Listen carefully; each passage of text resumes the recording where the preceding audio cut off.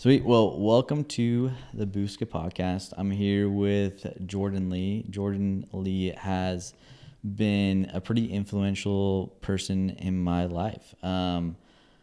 We became friends like 7 years ago, around that time. I had started my business, and I actually went to this workshop where I was kind of talking, and it was me talking about entrepreneurship and what it means to start businesses and things like that.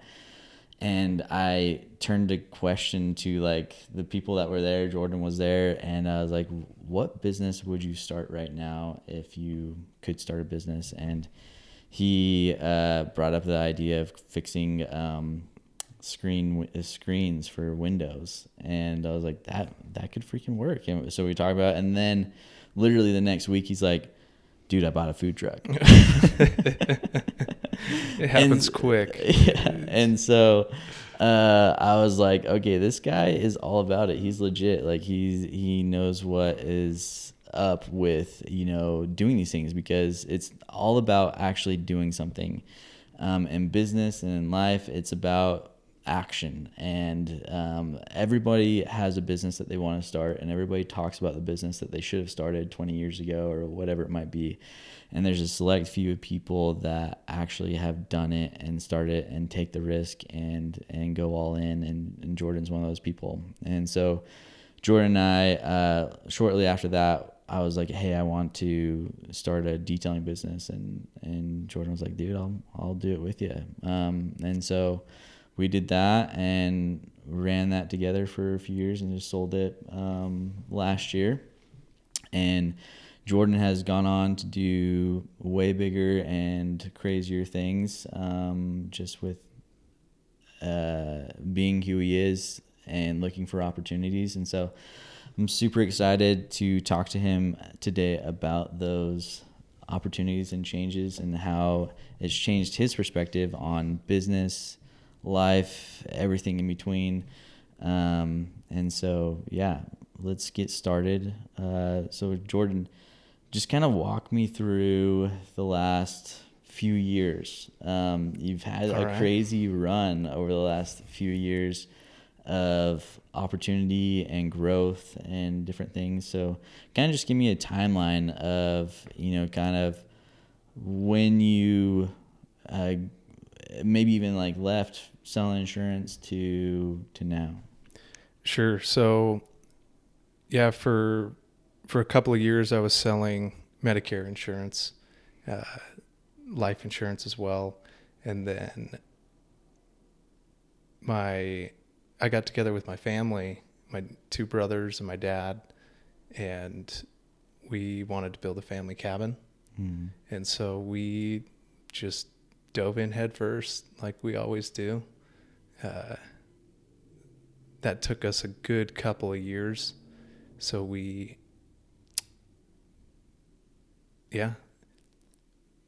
basically just from scratch, from the ground up, we built the cabin ourselves.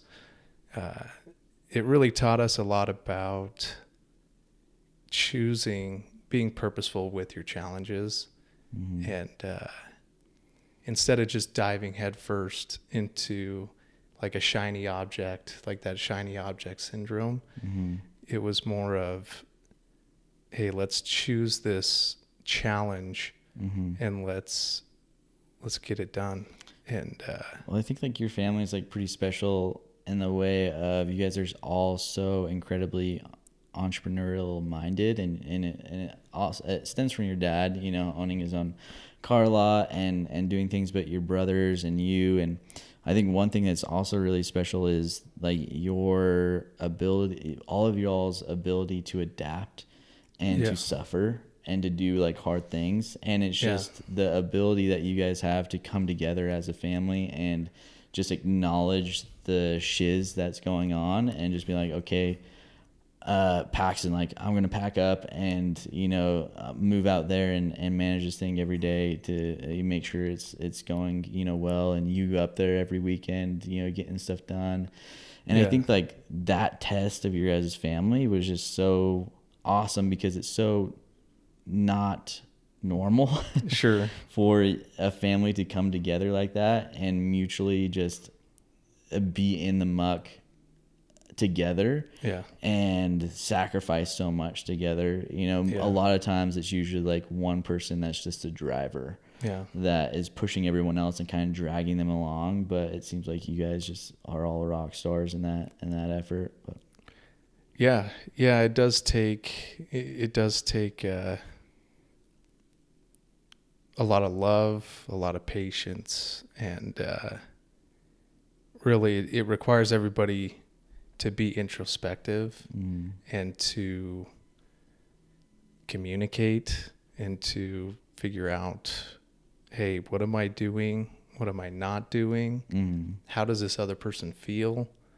And it's just it's a difficult thing to do, but it's really rewarding because it's also things that you're going to have to be doing when you're managing a company, managing other people, building relationships.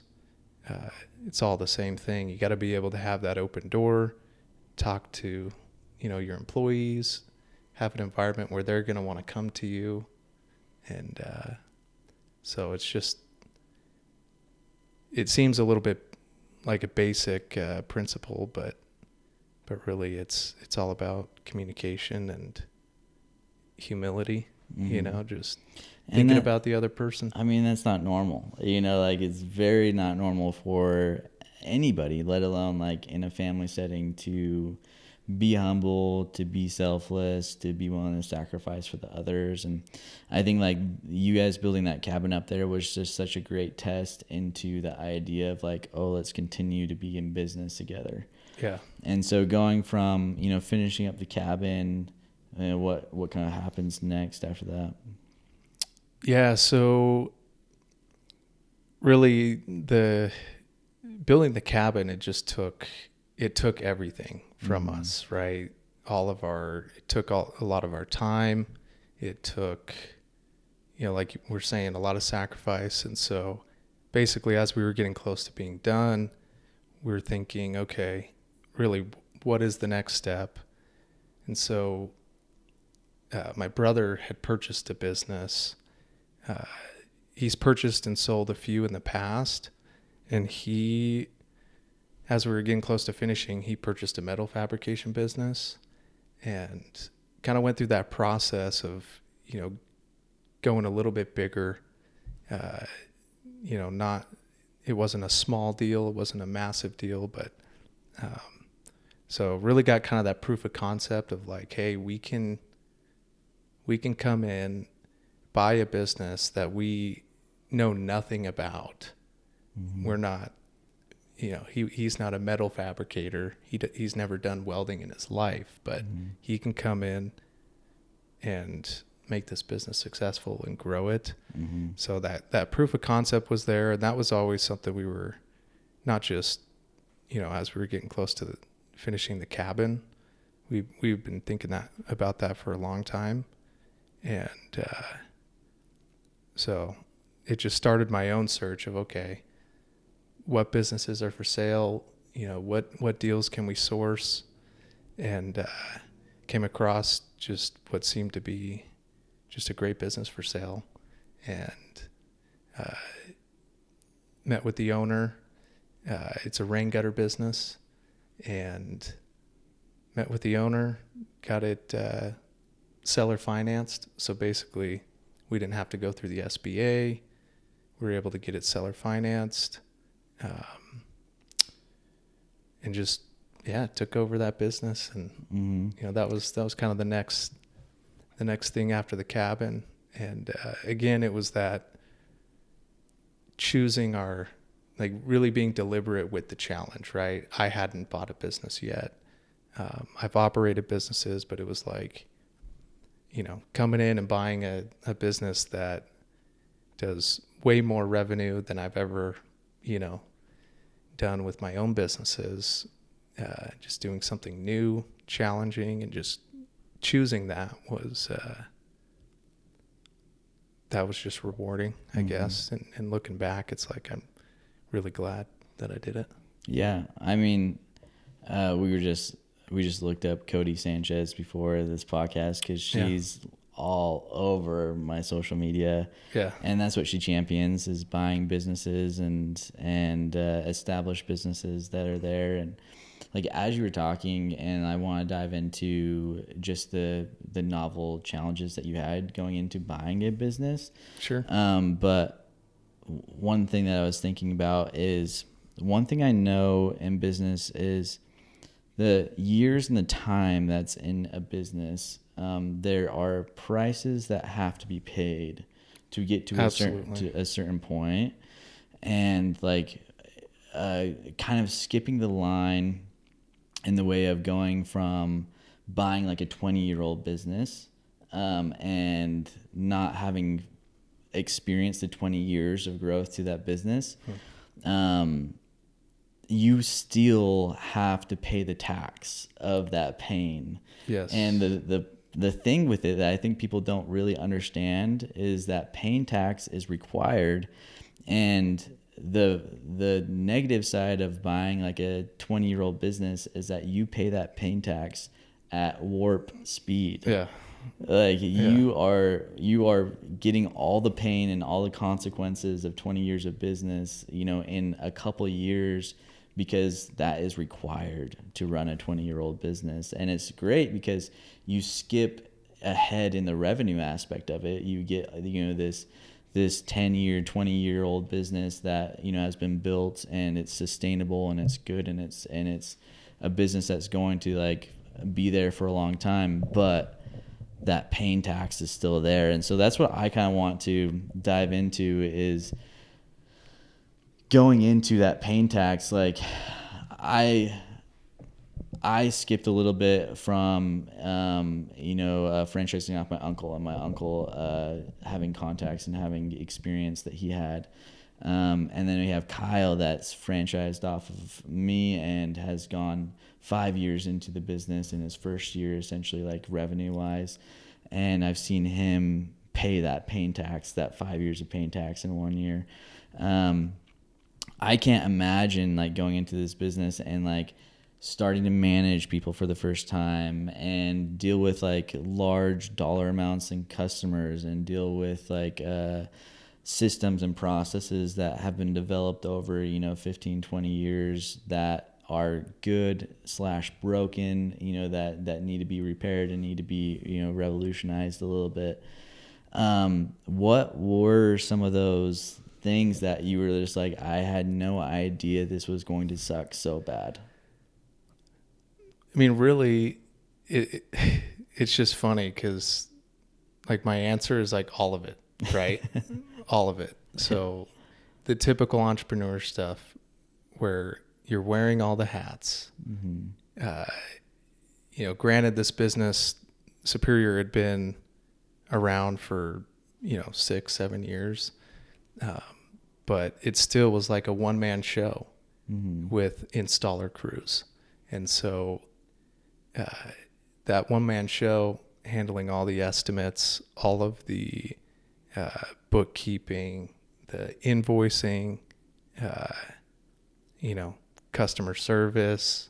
I mean, really everything. Like, besides the install, I came in as that, replacement to the one-man show. Mm-hmm. And so just really, if you could just think of everything that goes into a functioning business, like that's what the pain was. It's like, hey, you got to just do all this. Like, here it is. And figuring it out overnight. Right. And being the guy, you have to be the guy that everyone's looking for the answer. That's the deal of owning a business. Right. Is the buck ends with you. Yeah. The biggest problems come to you and you have to solve them. And so coming into this business of like, you don't really have any experience in it yet. It's just like, what do I do here? And then not only like experience in like the installing and stuff, but you also are learning, the bookkeeping and the expenses and the trucks and the metal and the suppliers and like all the little things that go into like just one install. All the problems of those things are dropped on you. Yeah. there's a couple of things that were really huge, and it really brought the team together, and it gave the members, it gave the people in our organization the opportunity to be more a part of it, right? Mm-hmm. So when I had a question, I never had an issue with swallowing that pride and just, hey, Bob, what do I do here? Mm-hmm. What I'm at this estimate, or I'm trying to figure this out. It really and I still do that, right? Because I've got guys that have been doing rain gutters for their whole lives. Mm-hmm. And so I didn't have any problem with that. And I think that's what really brought the team together. And it also, it really just, it made them feel more important. And, they also stepped up. And another big thing that helped at the very start was the success leaves clues. So looking at the current processes and just really diving deep into, okay, why do they do it that way? Mm-hmm. Why do we do things in that order? Mm-hmm. And why do we have that? Okay, well, that sounds efficient. Just really reading between the lines is just, I think everybody would do well, like whether you're an employee or an employer, just really read between the lines. Like, just ask the questions, why do we do it this way? How else can we do it? And the thing about it, though, is you have to have a full perspective of, the client journey, the operations, the sales, the marketing.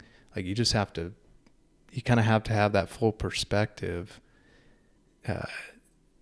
to ask those questions. I guess that's what I would say is ask those questions based off of, okay, there's a huge picture here. Mm-hmm. And then the other thing that helped was just taking it slow. Like, hey, let me think about this, right? Mm-hmm. Like, if it was a tough conversation, or employee wants to leave early to go hunting or something, like whatever it might be, I always, especially at the very start, a lot of it is confidence, but also just, hey, let me think about it. I'll get right back with you. Mm-hmm. And then being accountable, following up with them, giving them a good answer. Mm-hmm. I think that's huge. It's just, hey, let me just think about it. Yeah. I think that, like, a lot of people don't want to do that. And I think the blessing of your situation was going into it and being like, I don't have all this experience, so let me figure out what's best. Yeah. Because I think, like, for me, from, going from, 0 accounts to where I am, and 0 employees to like 50, and like being like in that middle, you start to get into like a routine around, like, this is how I like things to be, and I just want them to stay that way, and I don't want things to get messed up. And I've been trying to do a lot better job this year, the last couple of years, really into the idea of breaking my own systems and really, really, really focusing on the culture and the why of my business, to where if I can really nail the why of what we're doing and why we're doing it and how it trickles down each step of the way to the very last person in the company, then those questions are easily answered. And really answering the questions for everybody kind of flat out of why we do everything that we do, while giving the same room to look at new ways to do things. Like, having a system and having a reason why we do that. But also my job as, the owner of the business is to look at ways that we can innovate and make things better.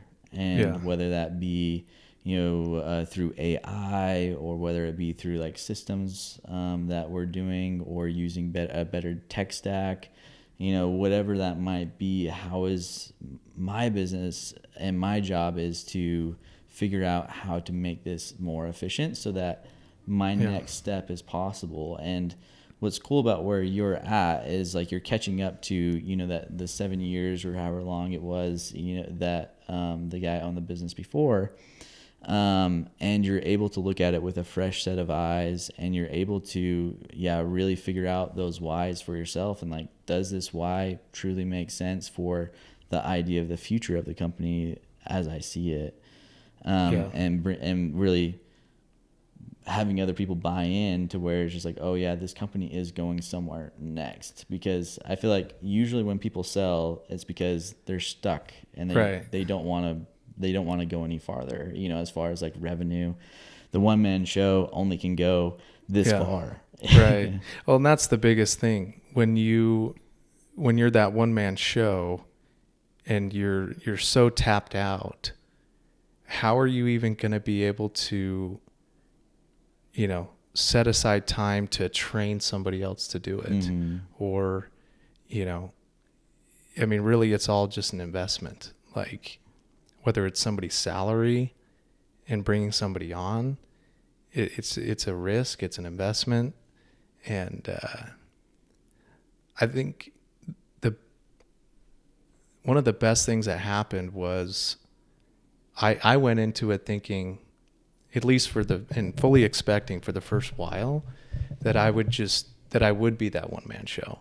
Mm-hmm. And so when I jumped in there, I had to be more efficient. Mm. There was just no option. Mm-hmm. And so I kind of combined that with what I call the power of not knowing. And just because it's new, it's like it's like you've got these processes and everything, but why do we do it that way? Like, how can it be better? Mm-hmm. And I was just forced to be more efficient. And so the cool thing that happened was, by making things more efficient for just myself with being the one-man show, it just set the ground, just the foundation for scaling. Mm-hmm. Because it's things just as simple as some software, right? I don't have to go back to the office to look up somebody's estimate, right? Because I've got the phone. All the new clients are calling me. Mm-hmm. All the warranties are calling me. Mm-hmm. I'm in the middle of an estimate talking with a new client. Mm-hmm. As I'm getting phone calls. Installers are calling me, the wife's calling, the kids are, and so it's just forced to be more efficient. And then, that's the cool thing that happened was, scaling is simply just doing the same thing over and over again. Mm-hmm. So that's what we got set up really, really early. And, with it being kind of a blue collar business, you've got, I was worried, okay, are my installers going to adopt this new software? Mm-hmm. Is it even going to work? Like, I'm going to have to train them. Mm-hmm. They're so trained up, they're so good, and they've been doing it a certain way, but you just do it. You just jump in and you do it. And, but yeah, just kind of set the foundation for scaling. Yeah, I think with that, entrepreneurs just have like such a real entrepreneurs have such an ability to dive into anything and find the most efficient way to get that thing done. And I think it's amazing. And kind of one of the biggest requirements to be an entrepreneur is to be able to do that. to dive into anything that you don't know and test and test and test and test and test and try all these different ways by yourself, you know, as you're that one-man show, and figuring out, okay, if I do this, this gets a little bit easier, and if I do that, that gets a little bit easier, and figuring out all those little ways that then you can go and teach. And I think that that's the huge difference between the entrepreneur leader and the manager, is the entrepreneur has the ability to innovate, and the manager has the ability to duplicate. Sure. You know, and being able to go and do that in any business in any form is a superpower, and it's in its own way. And you see it like with detailing. Like, you put us in a car, we're going to get that car done the most efficient way that it possibly can. You know, like whether we skip this step and add this step or whatever it might be, we can on the fly kind of calculate in our brain, like, this is the way that this is going to get to our angle the best.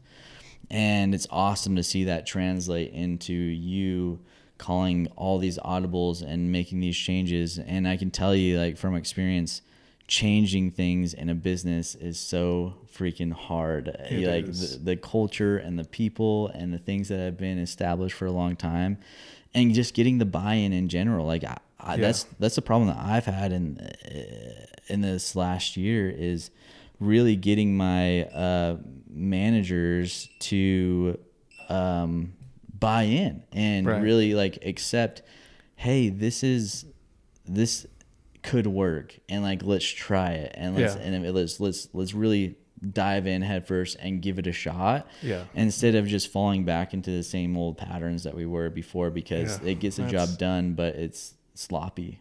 That word, that, you know, the buy-in, that's just everything. And I think I think it's kind of a snowball, and there's a lot of the interesting thing is there's a lot of that innovation that goes into it. Like you're saying, you got to innovate and make changes, but you do have to manage it.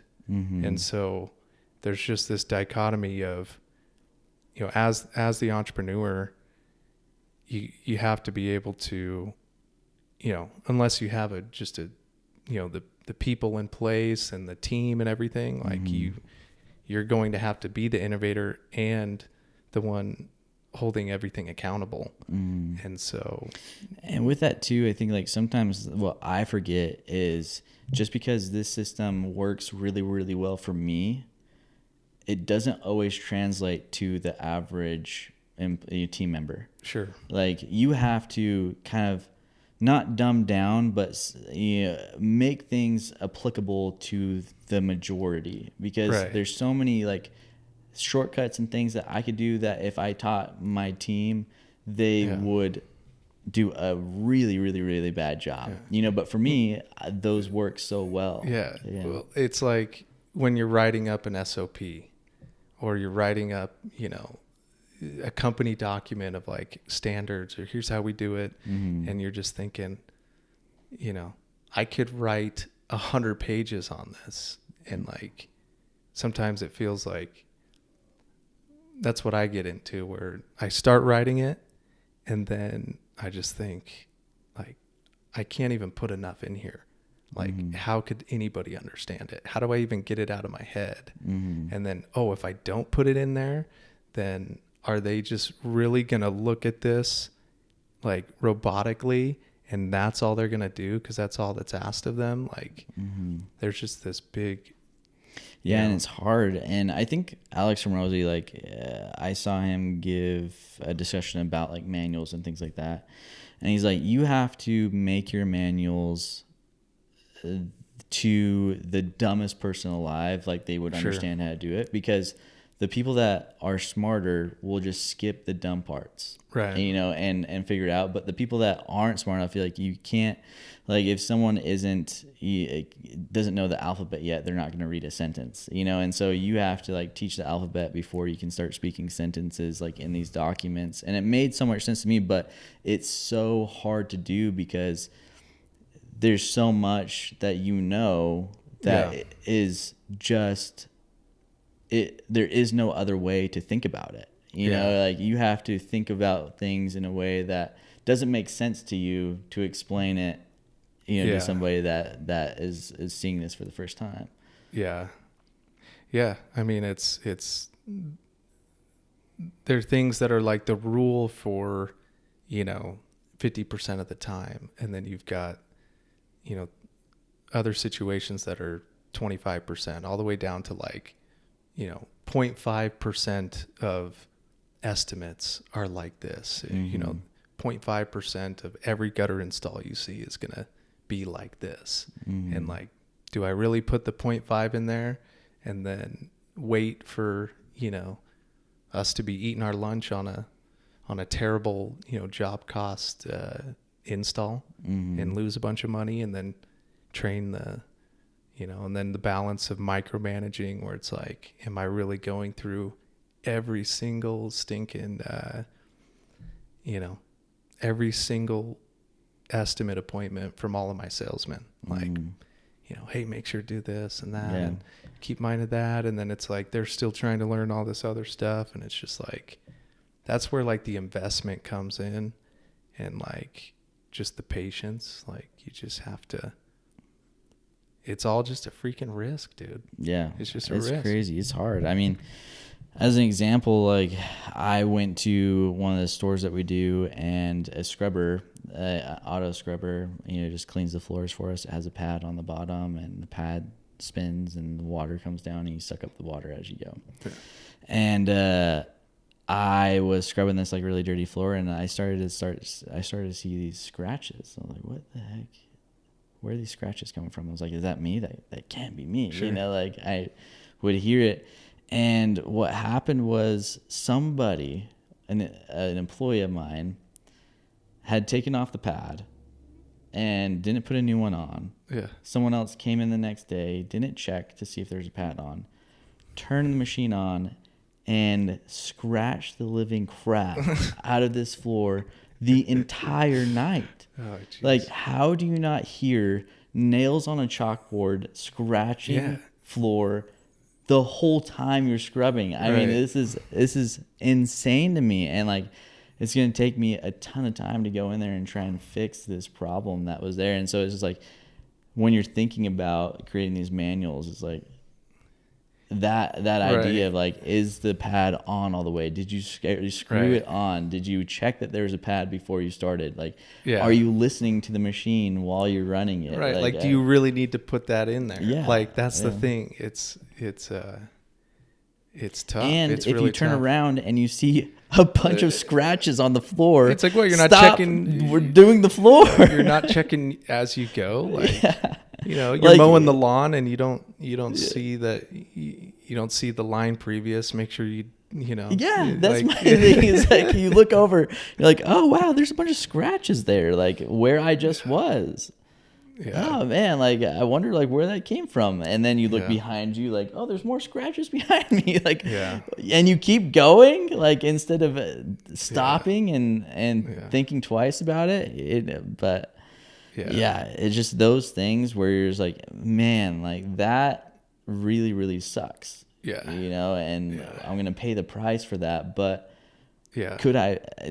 The only way to really know that you have to go that deep is having a problem like that, where it's like, okay, when I'm training on this machine, I have to literally train like every single step of the process, even if I think that it's, dummy proof. Yeah.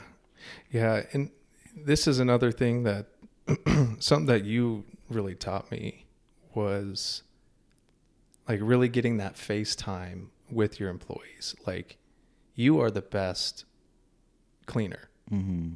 Like, you're the best at customer service, like out of the entire organization, and they just have to see it. Mm-hmm. Like, they need, whether it's like a manager or a leader or whoever it is, they need to be, you just have to have that FaceTime. Mm-hmm. Like, any FaceTime that you get just has to be so valuable. Mm-hmm. And make it valuable for your people, and just show them it's just a constant reminder. Like we're talking like with my installers, it's like every day. Mm-hmm. I see them every single day. Mm-hmm. And then more specifically, like doing work with them, like on the job, Mm-hmm. it's, you know, weekly, maybe once every 2 weeks. Yeah. Like you just have to be it's invaluable. All the way down to like the review and like the end, right? Mm-hmm. I love that. Just showing our installers like time and time again.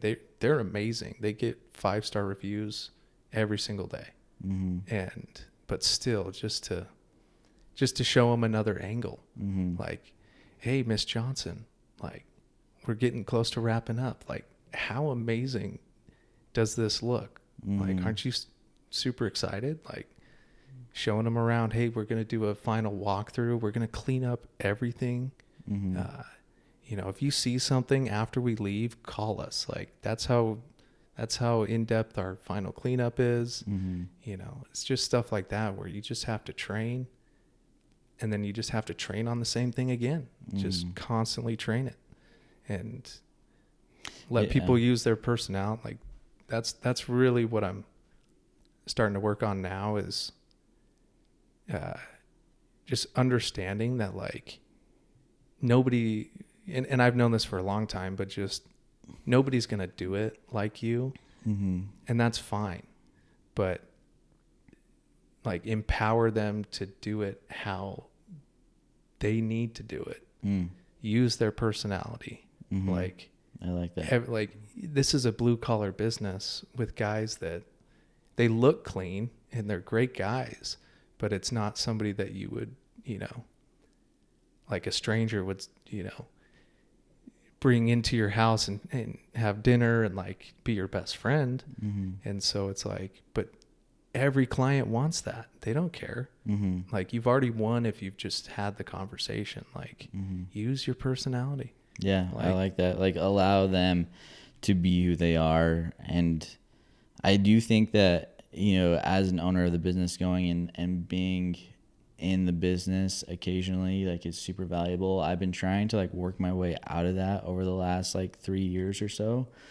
But I have noticed that so my goal is to like take my rock star manager and make that same feeling with them, you know. Absolutely. So that like when that rock star manager comes and works with somebody, they have the same feeling that they had when I would go and work with them.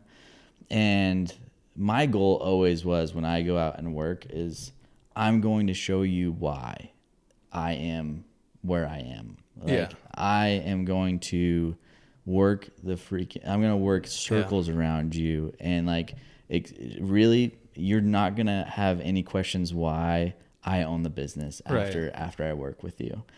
And you're going to see the major difference between me and like the average team member that we have. And with that, like my goal has always been that when my employees see me, it's a good experience for them. Yeah. Like if I show up on a job, they're like, oh, Stetson's here. Right. My night's going to go so much easier. My night's going to fly by, you know, like this is awesome, you know, and not the idea of like, oh, Stetson's here. Like, oh my gosh, he's just going to tell me how everything's wrong. And like, this building's horrible. And like, there are ways I might still do that, but they're going to have a good night doing that. They're going to have a good night getting reprimanded. Sure. Yeah. You know?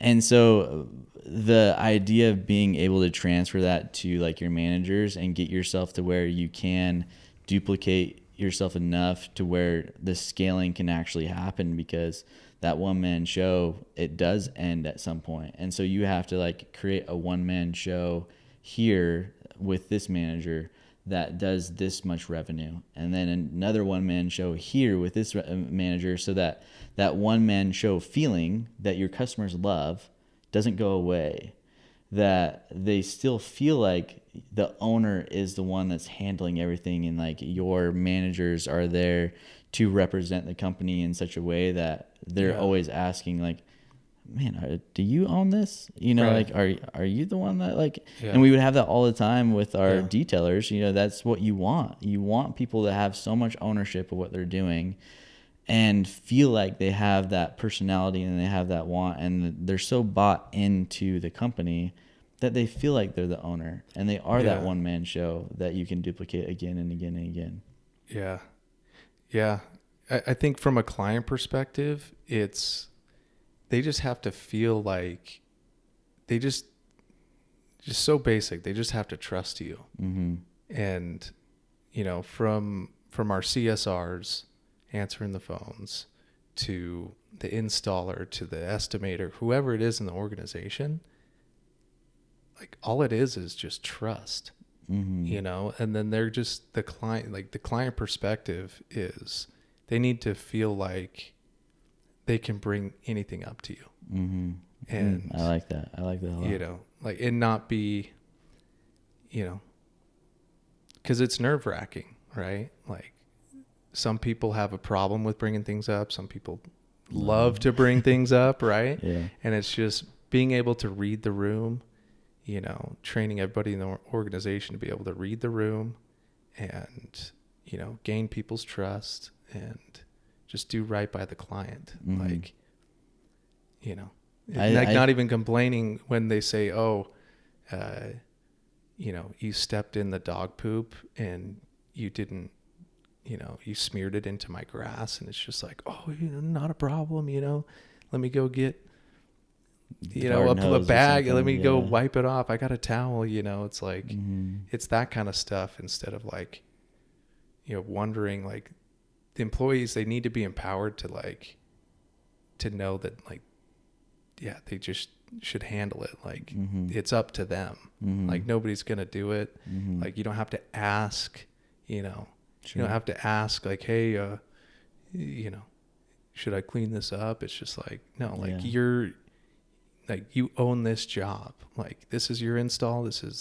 You own this thing. Yeah. And like, if it's for the benefit of the client and it's going to make their experience a better experience, then it makes sense to do it. Like, right. And obviously there's certain lines there that like you stop at some point and it becomes ridiculous, you know, but the rule of thumb, is just like, I want my installer, or I want my, you know, team member to care enough about the client that they're willing to do the things that need to get done, and do them even though they might be out of our scope of work. And then we'll talk about them, and then it's my job at that point to then go back to the client, right, and talk about the things that were out of the scope of work that we did, and the things that my team member has been dealing with that they shouldn't have to deal with, and and things that like we're doing because we want you to be happy and satisfied, and that's what we care about most, but we can't do it forever.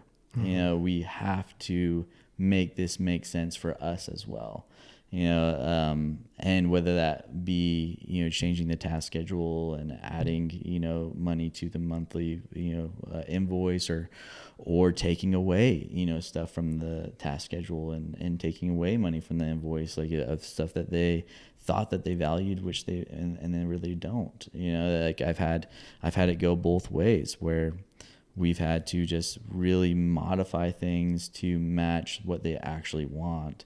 Because sometimes people just don't know what they want. You know, they think that solving the issue because they had a bad experience with a bad company is over exaggerating this. Yeah. And that means that the next company comes in and is going to do a really good job because I'm over exaggerating this, when in reality, no, it's just doing it the right way the first time, you know?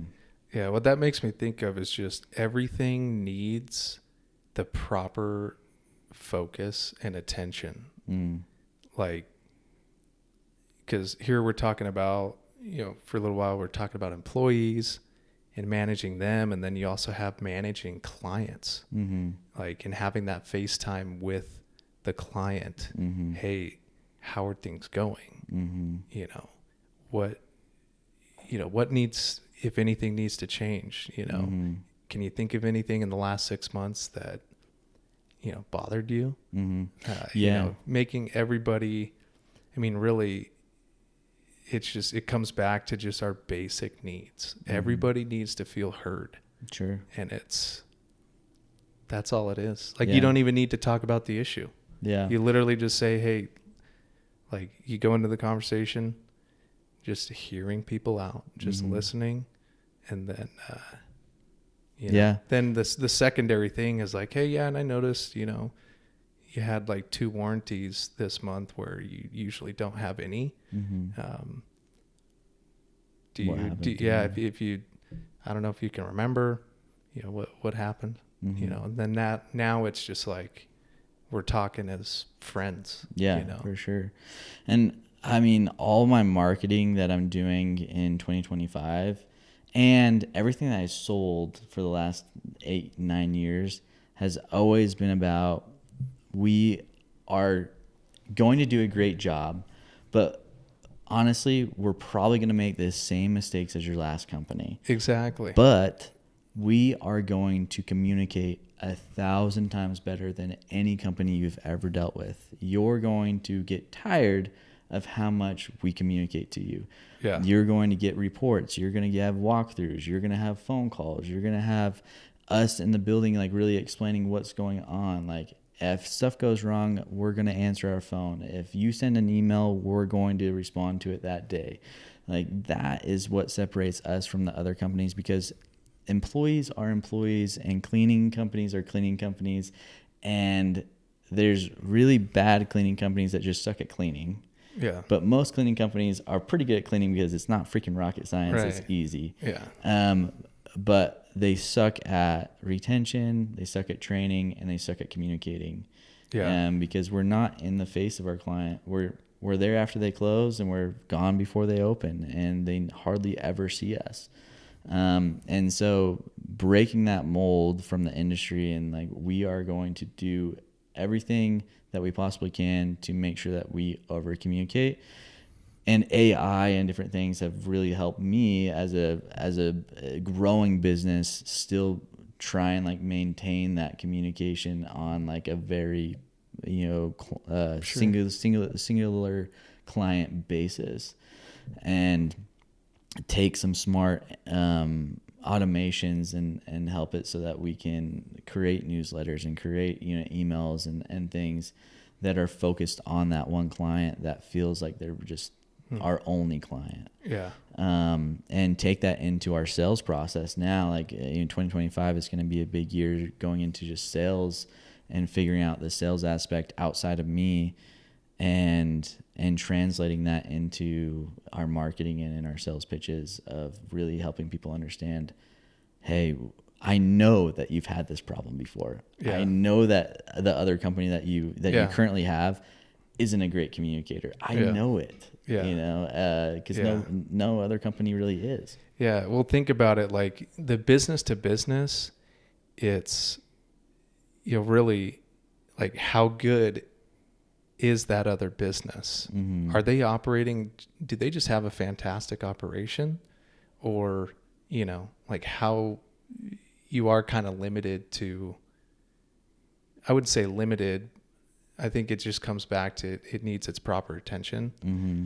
Like, you just have to have those the introductory stuff. Like, you get that client, and then it's like going over expectations, whatever it might be. But what I thought was super, super cool, this was like 3 months ago. I purchased another rain gutter business, and one of the bigger clients that we have in that business, I'd never met the owner of that business, of the client. And, it finally comes down to it where I meet him out at an estimate, and he, we start getting to work and talking about the job and, like, the job scope, what he wants us to do. And then, like, we stepped inside in, like, this guest house. It was just a huge house in Eagle. And he, like, starts interviewing me. Like, and it was one of the coolest things. Like, he really was just like, getting an idea of like how I'm going to service him. And I just assumed, well, like you're getting the same service at least that you were getting, but better now that I own it. But I just thought it was really cool, like coming from somebody else, like that's the stuff I need to be doing with him first. But he came to me, and it just made me think of, there's so many, with business to business, you just got to make sure that happens, because other businesses are probably not going to be the first one to start interviewing us. Sure. Not in the sense of, hey, I'm not going to use you, but like, how are you going to? Yeah. And the bid process of like that business to business, like is such a huge interview, and that's when, you're good at selling, is when you're good at interviewing in that way, and you can hear what they want, as it's like, you can hear the problems behind the question. Right. They might ask, how many employees are you going to have in their building? And you're just like, their question isn't not how many employees you're going to have in a building. It's how's your retention? Right. It's not about how many people are going to be in the building. It's how often am I going to see new people in my building? Yeah. And like reading those questions in the way of like, what is their real question? Because every question is based off of a problem that they had with a company. Yeah. They're not going to ask anything that they haven't had an issue with. Yeah. And so every single time you have to, and a lot of times my answer is that we're going to make the same mistake. Yeah. But this is how we fix that mistake. Yeah. We're gonna eventually, in the 10 years that we're in business with you, we're gonna have a no call, no show one time. Yeah. And you're gonna come into your building and it's not gonna be clean. Yeah. And this is how we solve that problem. Whatever it is, in that bid process of selling or however it might be, having the experience enough, and that's what they're looking for, is the experience of problems of, I see that Stetson has had this problem before and this is how he solved it. Right. And I can see how he's hedging everything that he's doing to make sure that problem doesn't happen again in the future. Yeah. And he's learning from his mistakes, and he's learning like how to navigate them, instead of just saying we're in a really high turnover industry and it's just going to happen. No, I'm doing things to alleviate that problem, and this is how I'm doing it, and let me explain to you, Mr. So-and-so, how I'm doing that. And they might even be like, oh my gosh, I need to use that for my business, and really like change that around. And then their mind is thinking like, this guy's ahead of the other companies, and like, even if they're a little bit more expensive or what, I want this guy to like be part of the team. Yeah. Yeah. It's a couple things in there that I think of is, the sales process, like not operating in assumptions. Mm-hmm. Like just ask, what do you expect? Mm-hmm. What do you expect from a janitorial company? Yeah. What's, what do you love about your current guy? What do you hate about your current guy? Like just not operating in assumptions. And then the other thing I was thinking about is just core values. Like, here are our core values. This is our company story. And like you said, say I'm going to try and go get, a huge builder in the valley. Mm-hmm. And it's, I'd probably say the same thing. Like, look, are we not going to have any warranties? Absolutely.